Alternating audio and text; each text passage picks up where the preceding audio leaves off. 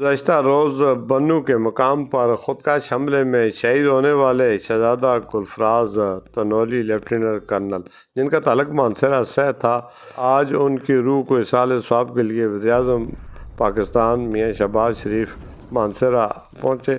شہید lieutenant colonel Gulfaraz Tanoli کی روح کو اصالہ ثواب کے لیے فاتح خوانی کی اور وہ شہید کے گھر گئے، ان کی قبر پر چادر چڑھائی، اہل خانہ سے دلی ہمدردی کا اظہار کیا۔ وزیراعظم نے شہید کے بچوں سے ملاقات کی اور ان کی حوصلہ افزائی کرتے ہوئے کہا کہ پوری قوم اپنے بہادر سپوتوں کے قربانی کو سلام پیش کرتی ہے۔ اس موقع پر وفاقی وزیر عطا تارڑ اور وفاقی وزیر سردار محمد یوسف اور دیگر بھی ان کے ہمراہ تھے۔ وزیراعظم نے اس عزم کا اعادہ کیا کہ وطن کی خاطر جان نچھاور کرنے والے شہداء کی قربانیاں ہمیشہ یاد رکھی جائیں گی اور ان کے خاندانوں کو تنہا نہیں چھوڑا جائے گا۔ کیمرہ ٹیم کے ساتھ میر افضل گلزار، TMM نیوز، مانسہرہ۔